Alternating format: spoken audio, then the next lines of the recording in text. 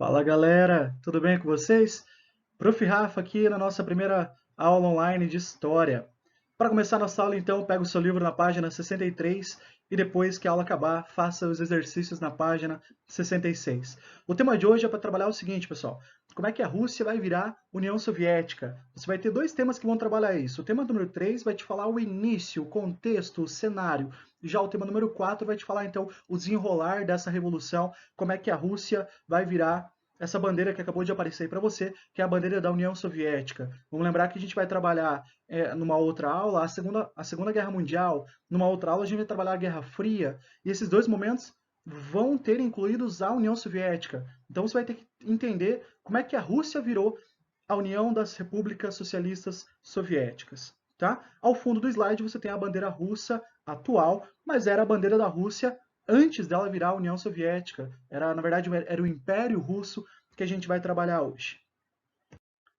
Galera, nesse slide aqui, para a gente começar de uma forma leve, eu trouxe uma série de informações referentes à Rússia, que não necessariamente estão no teu livro, mas que é para a gente trabalhar esse país aí gigantesco. Primeiro de tudo, pelo tamanho, né, você já percebe, mas ele é o primeiro país, é o país com maior território no planeta. Só para você ter noção de tamanho, cabem duas vezes o nosso país dentro da Rússia. A Rússia tem 17 milhões de quilômetros quadrados e o Brasil tem 8 milhões e meio de quilômetros. Então, cabe aproximadamente duas vezes o nosso país dentro do território russo. A Rússia faz fronteira com 16 países, tem 9 fusos horários, abrange dois continentes, né, porque ela é dividida politicamente na parte europeia e na parte asiática. E pasmem vocês, eu vou assinalar no mapa aí agora, a parte europeia, mais ou menos nessa região aqui, a parte esquerda, né, do teu mapa, vivem cerca de 80% da população, 80%. E na parte direita, na parte asiática, vive o restante, 20% da população russa. Isso hoje. Então você imagina que na parte europeia tem inchaço populacional e já na parte asiática você tem vazio demográfico. E agora também vão aparecer diversas curiosidades referentes a esse território. Vamos lá? São curiosidades aleatórias, eu sei, não está no livro, mas é só para a gente começar de uma forma mais leve esse conteúdo. Eu quero que você acompanhe comigo, da esquerda para a direita, as imagens que estão aparecendo aí. Primeiro de tudo, a Catedral de São Basílio, que é a que eu acabei de fazer um xizinho ali do lado, é a catedral, uma catedral ortodoxa cristã, né, que fica lá na cidade de Moscou. Ela é icônica, não só na Ásia, mas no mundo inteiro. É uma catedral que chama bastante atenção por conta da sua arquitetura. Do ladinho direito tem um tigre, uma fera selvagem aí, que é o tigre siberiano. Ele é oriundo da região da Sibéria, que é uma região russa. A Rússia também, acompanhando para o lado direito aí, fez parte da Copa do Mundo de 2018, né? Sediou os jogos da Copa do Mundo de 2018. Do lado você tem o Olaf, que é como queira chamar aí, mas é só para representar o seguinte, ele não é de lá, mas é para representar que a Rússia tem a região mais fria, povoada do planeta, que é a região da Sibéria, 40 graus negativos. 40 graus negativos. Prof, e a Antártida? Antártida beira os 70 graus negativos, só que você não povoa a Antártida, você fica lá 6 meses, no máximo um ano, estourando. Na Rússia não.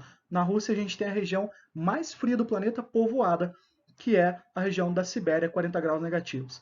Do ladinho direito tem também a moeda russa, que é o rublo russo. Em cima tem um artesanato conhecido por ser da Rússia, virou ícone russo, que são aquelas bonecas ocas feitas de madeira, que são chamadas de mamushkas ou matrioshkas. Você pode então falar assim, prof, mas é russo mesmo? Então, as teorias que mais se acreditam dizem que a matrioshka, a origem é incerta. A mais provável é que ela seja japonesa, que foi para a Rússia, tá? Mas acabou virando um ícone russo e não um ícone japonês, pelo menos aqui para nós do ocidente americano.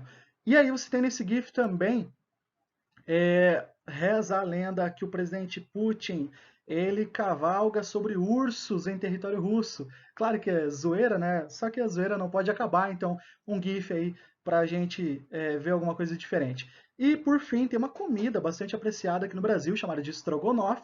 Prof, Strogonoff é da Rússia? Então, originalmente, sim. Trazendo para a língua latina, se escreve Stroganov. Só que a pronúncia em russo é Stroganov.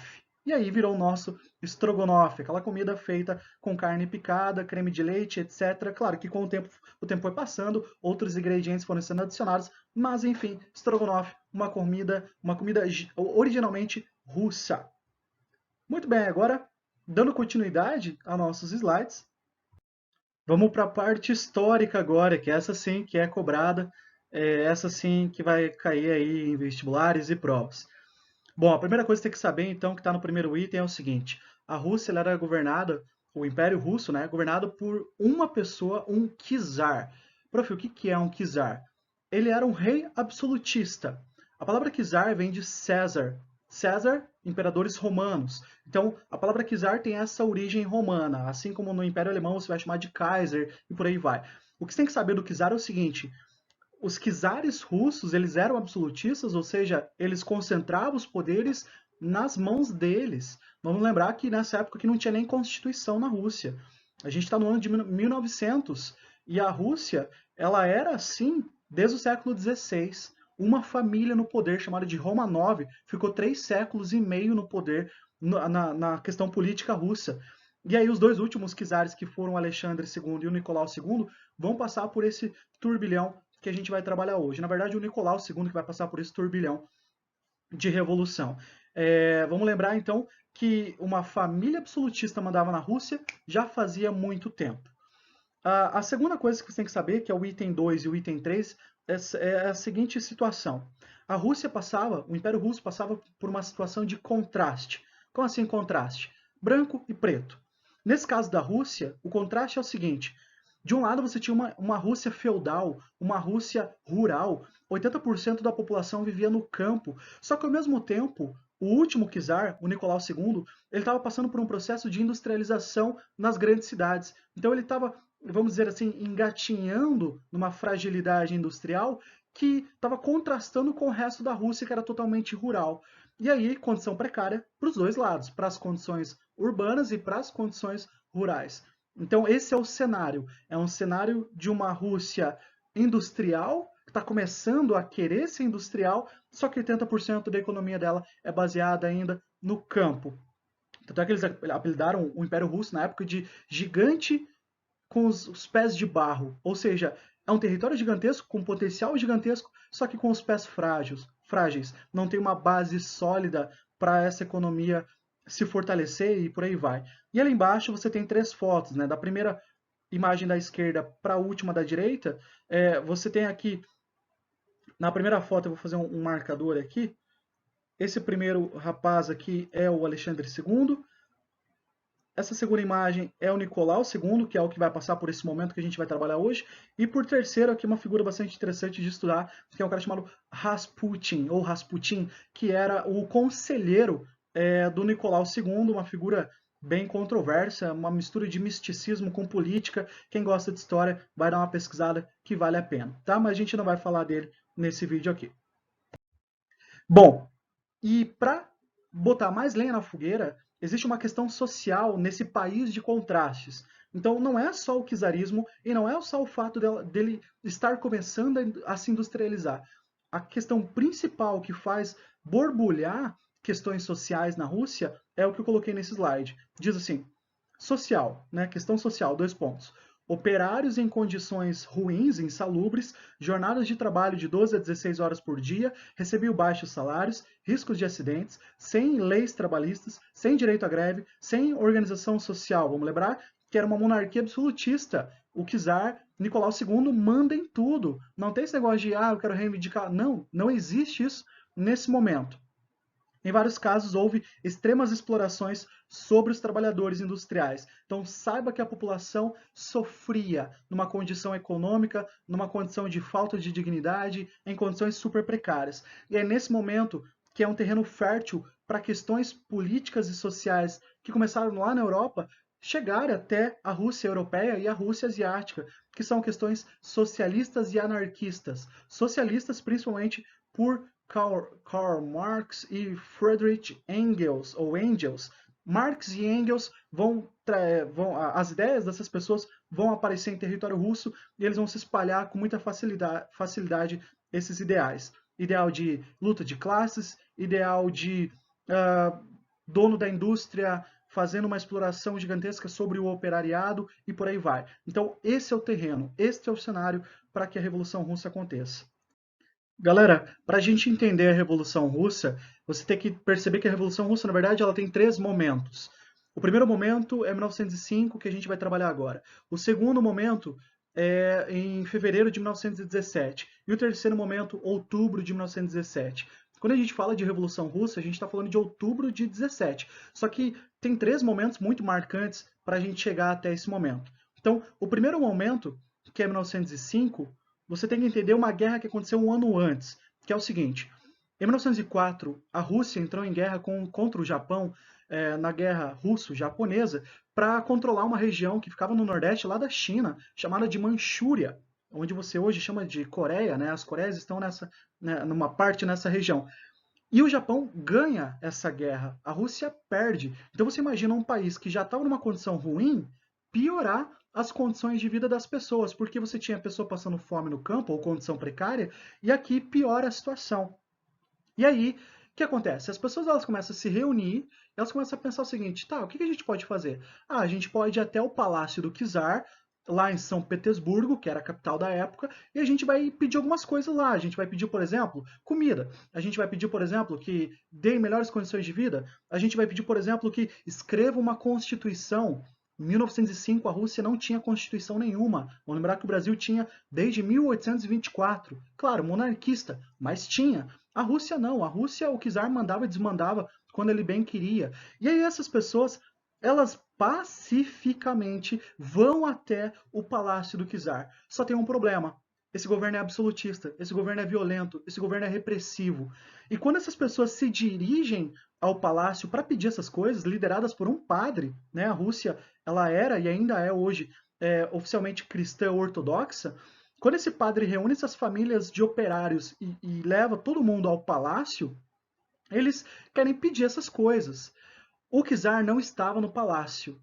E aí, os soldados amedrontados simplesmente começam a atirar na população, que estava pedindo pacificamente comida, melhores condições de vida e uma constituição para o país que eles estavam. Então, perceba, esse episódio ele vai marcar muito a história desse momento. Porque é aquele negócio, né, gente? Quando você tem pessoas na história reivindicando alguma coisa contra governos e os governos respondem com violência, a tendência é você ter mais movimentos ainda de manifestação. Que a Rússia não foi diferente, né? Ou vai dar uma série de manifestações e greves dali para frente. Esse episódio de 1905 é conhecido como Domingo Sangrento, porque foi num domingo e porque morreram aí 200 pessoas nesse episódio. Essa imagem que você está vendo é referente ao Domingo Sangrento. Então lá no fundo você percebe os soldados atirando na população que pedia aí melhores condições de vida, só que o czar não estava. E aí você imagina, né, um massacre acontecendo sobre a neve, o cenário foi complicado, e aí, claro, depois desse episódio, várias outras greves vão acontecer, várias outras manifestações vão acontecer por conta desse episódio, o Domingo Sangrento de 1905. Se várias manifestações vão começar a acontecer, elas precisam ser organizadas. E aí a galera começa a se organizar em grupos que no primeiro item está escrito Soviets. Prof, peraí, Soviet, eu já vi esse nome. Pois é, União das Repúblicas Socialistas Soviéticas. Então esse nome tem tudo a ver com o nome que a União Soviética vai levar depois. O Soviet era um conselho, um grupo de organização de trabalhador, de soldado, de camponês, de operário. Geralmente as pessoas tinham condições sociais muito precárias e aí eles vão começar a se organizar para ver o que eles podem fazer contra o czarismo do Nicolau II. E aí o segundo item diz assim: a oposição ao czarismo resultou na criação de um partido, Partido Operário Social Democrata Russo, que depois, pessoal, na verdade esse partido ele era ilegal. Depois o Nicolau II ele começa a abrir um pouquinho aspectos políticos e ele permite então esse partido sair da ilegalidade, ele faz o parlamento russo, que a gente chama de Duma, e esse partido chega a um ponto feito por socialistas, né? Vamos lembrar que a condição social que eles vão trazer é sobre os ideais de Marx e Engels, e essas pessoas eles vão se organizar, montar um partido, só que tempos depois eles vão se dividir em dois grandes grupos, que é o bolchevique e o menchevique, a maioria e a minoria. Prof, como assim bolchevique e menchevique? Ambos são socialistas, só que eles querem chegar no socialismo, tirando o czarismo, de formas diferentes. O bolchevique quer fazer uma revolução mesmo, armada, uma manifestação, se precisar, ser violenta. Já o menchevique, ele queria chegar no socialismo de forma gradual. Havia alguns liberais dentro desse grupo, então a tomada para chegar no socialismo era mais gradual. No bolchevique, não. No bolchevique era o marxismo que o Lenin, por exemplo, liderou. Temos que fazer uma revolução radical para chegar no socialismo, a tal da tomada de poder pelo proletariado. Só que nesse momento que tem um partido, que tem pessoas se organizando, que tem socialistas, né, sovietes bolcheviques, sovietes mencheviques, em 1914 a Rússia entra na Primeira Guerra Mundial, que a gente já trabalhou em sala de aula. Esse conflito mundial, de um lado tem a Alemanha, a Áustria, a Hungria e a Itália, e de outro lado você tem França, Inglaterra e Rússia. Só que a Rússia, ela entrou primeiro porque ela tinha um acordo com a França, segundo porque ela tinha medo da expansão austro-húngara e alemã nos territórios que a Rússia tinha de domínio, e aí a Rússia entra numa guerra mundial. Temos um problema aqui, que é o que está ali em itálico para você. A Rússia estava despreparada para essa guerra.